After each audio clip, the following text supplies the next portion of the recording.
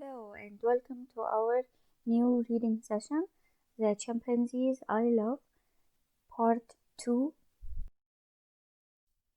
The school's vision is learn today, lead tomorrow.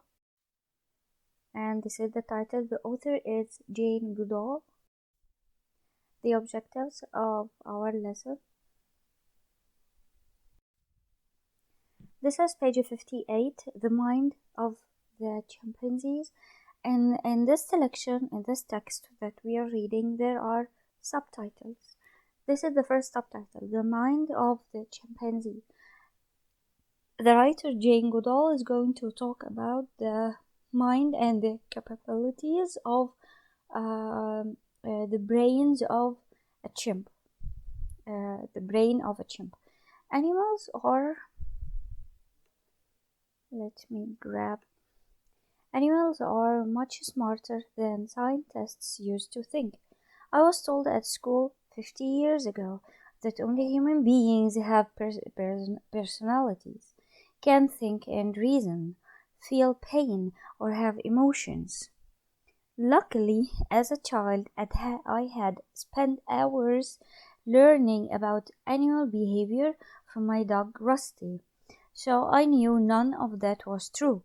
So she's saying that at school they told her that only humans have personalities, can think and reason, can feel pain and have emotions. But she knew that this was not true, and animals have these characteristics as well. The more we have learned about chimpanzees, the clearer it is that they have brains very like ours. They have brains very like ours and can in fact do many things that we used to think only humans could do. I have described how the Gombe chimps use grass stems and twigs to fish termites from their nests. Termites are insect-like creatures. They are not really insects because they have only two body parts. They look like ants, but they are not ants. Okay. The chimps also use long, smooth sticks to catch vicious. Vicious means harmful, biting army ants. They use tools. Okay, so they use sticks as tools to catch ants. They use crumpled leaves. So what is the meaning of crumpled? Means crushed.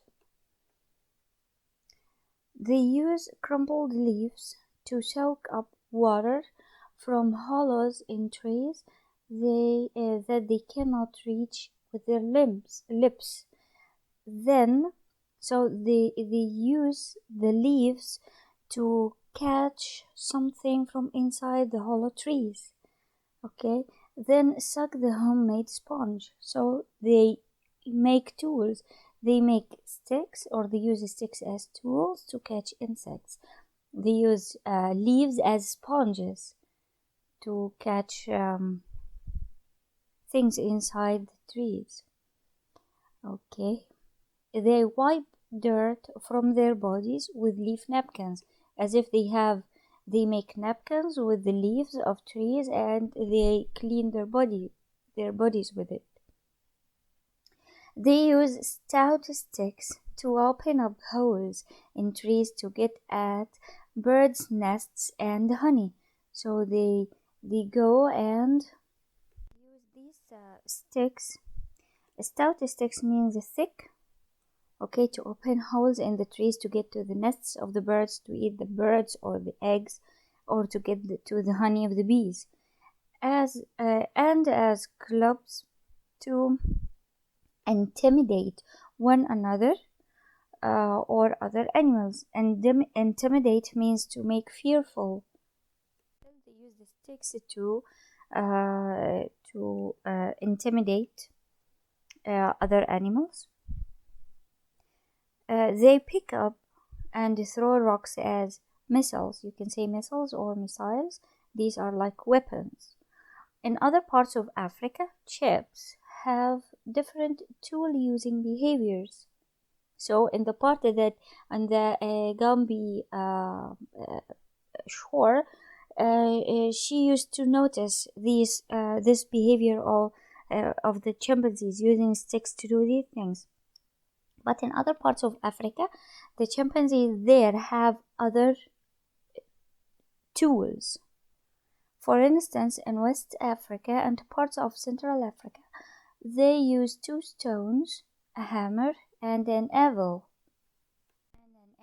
To crack open nuts. So they use the rocks to open the nuts. It seems that infant chimps learn these behaviors by watching the adults. So even the babies, the children of the chimps, learn from the adults and then imitating and practicing.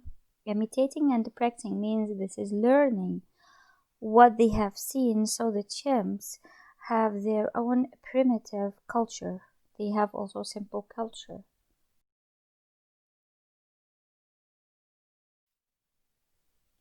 Many scientists are finding out more about the chimpanzee mind from tests in captive situations. So what is the meaning of captive? We have talked about this before, and it means kept in confinement or as a prisoner. For example, chimps will go and find the sticks to pull in food that has been placed outside the cage. So they use sticks to drag the food and drag it nearer to them. They can join two short sticks together to make one long tool. See how they use? Oh, so very sorry about this.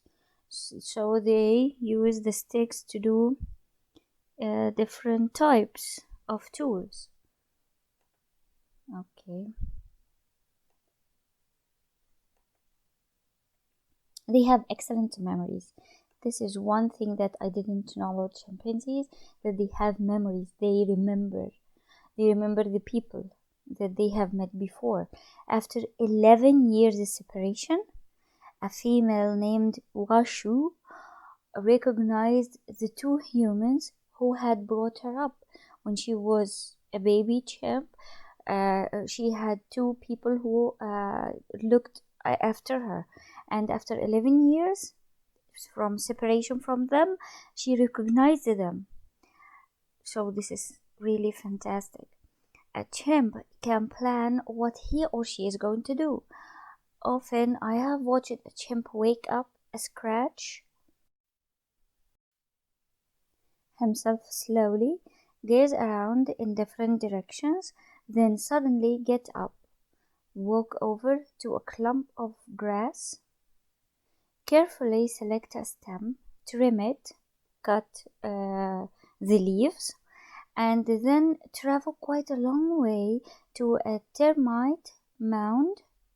Termite mound means a group or a heap of these insects that was out of sight when he made his tool. So they can plan ahead. Okay, as you can see in these pictures, these are chimpanzees and they can communicate by gestures, calls, gestures, postures. Postures means body pose and facial expressions. And here in this picture, you can see one of the chimpanzees that was kept in a laboratory. Her name is Ai. Ai has been learning language skills at Kyoto University since 1978. Her infant, this one, Ayumu, will learn to stack blocks also, so these creatures can learn.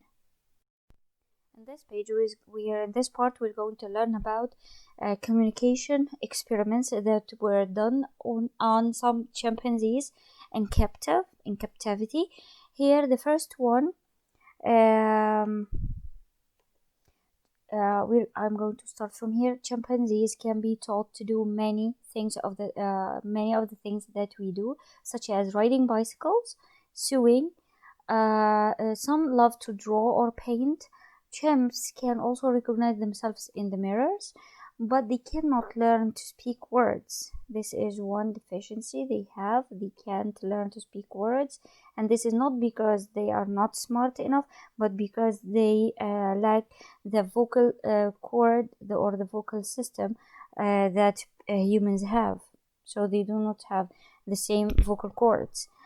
Two scientists, the Haisi, brought up a little chimp named Vicky and tried to teach her to talk. After 8 years, she could only say 4 words. So that's why they cannot be taught how to speak our language. Okay? And the only people who knew her could understand even those. Let's read here another experiment about communication. The gardeners had another idea.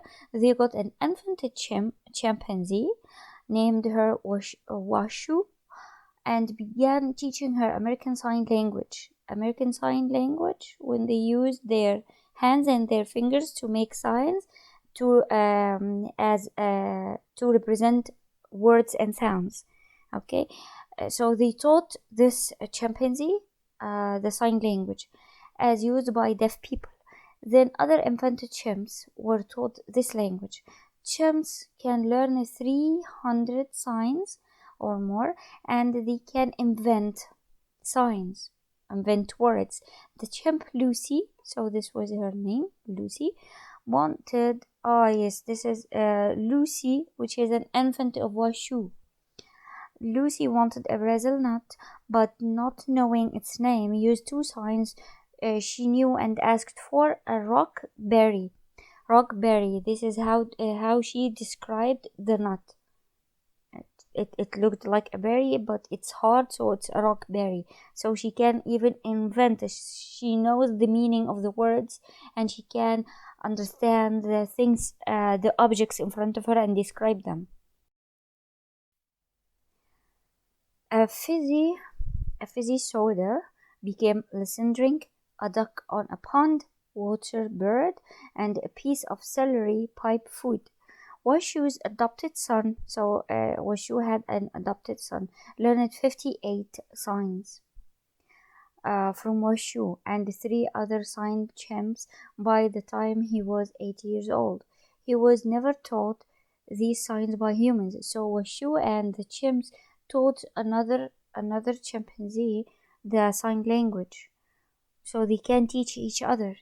Other chimps have been taught computer languages and can punch out quite complicated sentences. These experiments have taught us and continue to teach us more and more about the chimpanzee mind. And this is a photo of the sign language.